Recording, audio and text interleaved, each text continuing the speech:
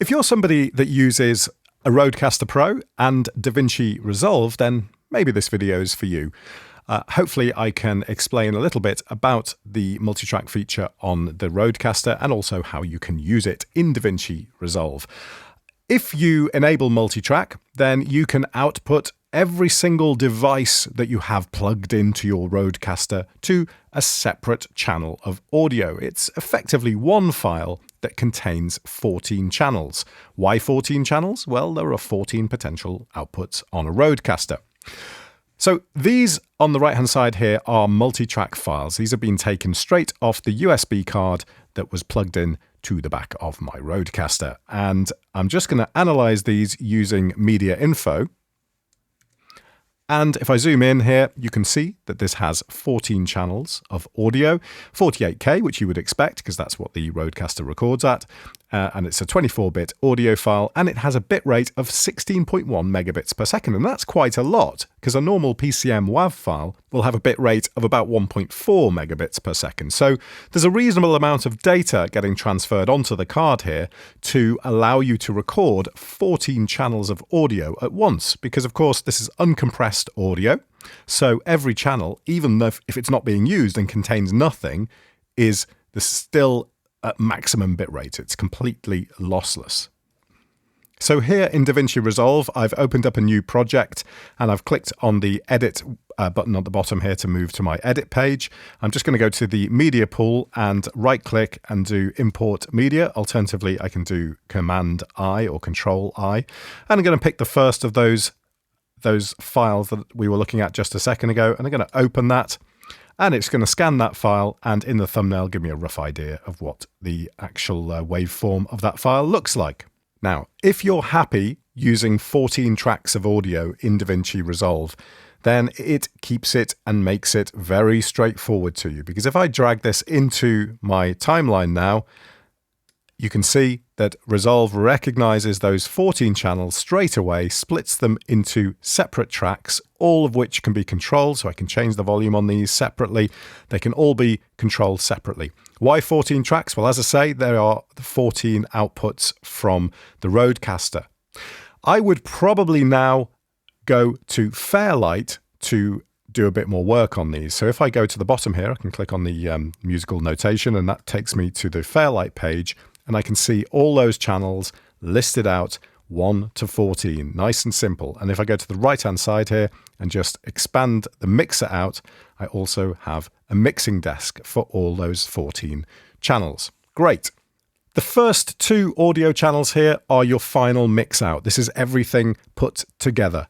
And the third channel is mic 1, fourth is mic 2, fifth is mic 3, sixth is mic 4, 7 and 8 are left and right of the USB, 9 and 10 are left and right of the phone input, 11 and 12 are left and right of the Bluetooth input, and 13 and 14 are left and right of the pads. That's why you have these 14 channels all together like this. So what can you tell from looking at these particular files? Well, I was recording a phone conversation with somebody. So I have a final mix. I have mic 1, which is exactly the same channel as I'm recording on the Rodecaster right now as I'm speaking, and I have the phone channel down here on 9 and 10. If I want to put different effects on those, dead straightforward, because I've got them all listed here, so I can just go and put my processing on my mic on channel 3. So I could go to plus here and I could add in my brick wall limiter, which I tend to do. So I'm going to add in a T-Rex brick wall limiter on my microphone. And I could then do that the same for channel 9 and channel 10 as well if I wanted to, or just channel 9. They're mono tracks, so I could just do it on channel 9. And then equally, I can remove these additional ones here. I can just delete these tracks if I want to, if I don't want to deal with the extra ones because I don't really need them. You know, I can just remove all of these extra ones here and the final mix, because I don't really want the final mix because I'll be putting that together myself at the end. And I now have a much simpler view. And I can go back to my edit screen now, and I've just got my 2 mono tracks containing my microphone and my phone call. Simple. And it really is that straightforward to work with. in Davinci Resolve. Sometimes, however, I want to look at this a little bit differently. So I'm going to just delete this track for now. I'm going to delete this one from here, and I can't delete any more for the moment, but bear with me.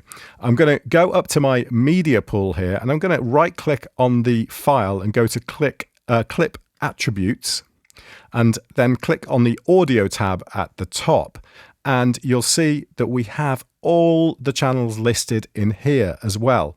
Sometimes, because I know that this is only using channel 3 and channel 9, effectively is what I want. They're mono channels, or they're double. And, you know, I'm looking to make them a double mono channel, or just a stereo channel, but you know, two channels are the same on either side. So double mono channel. Some people might be cursing at me now saying, no, you want to keep it as a mono track. And that may be true, but in my case, that's not what I want to do. So what I'm going to do here is I'm just going to say, right, on channel 1, on this first one, I want to make this a stereo track, and I want this track to be channel 3 and channel 3. And then on this second one here, I'm going to make this one a stereo track, and I want this to be channel 9, and I want this to be channel 9 as well. And the rest of them, I'm just going to get rid of. So wherever I add this in future into the video, I don't have to do any of messing around, and I don't pull in additional 14 tracks or a load of other tracks I don't need, because these are the only ones that I'm interested in at the moment. So I'm going to click on OK, and it's going to reprocess that. And what I can do now, if I drag this in again, what you'll see, I can now delete this first track because it'll let me delete it now. I've got some additionals in there. I've now got 2 stereo tracks, but I've effectively got exactly the same thing. So I've got my microphone here. So we give the audio the best chance. And I've got my phone conversation on the second track. Nearly 100 years and moving from Korea. And there you go. I've now got 2 stereo tracks. That helps me personally, because it means that I'm going into Fairlight and I've immediately only got these 2 stereo tracks. If I do happen to put any other audio on these tracks that's stereo, maybe some music, maybe I'll mix some music with this or whatever. Could do that on a separate track, could put it on an additional track, but I don't always end up doing that. So it means that these tracks, although the voice will be double mono, the audio itself and any music that comes in on that channel will be stereo, and they can be processed in that way too. So I can go to Fairlight like this, and I've now, my mixer has reduced in complexity enormously. It's much more straightforward to look at and just deal with, you know, mentally deal with, because it's not full of tons of faders. I've just got my 2 stereo channels, and they are stereo, as I say, but it's just we've got identical audio, identically timed from the left and right channel of that stereo track. So I can just add my effects onto here in exactly the same way. I'm just going to go, you can't see, it's just going off my capture window there. Actually, I can't help that, unfortunately. And I'm going to add in my brick wall limiter again on this one. If I just solo this track. Yeah, go on.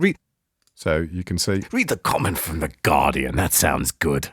Yeah, you can see there that that's now being processed through the limiter, and I can add in my additional effects on the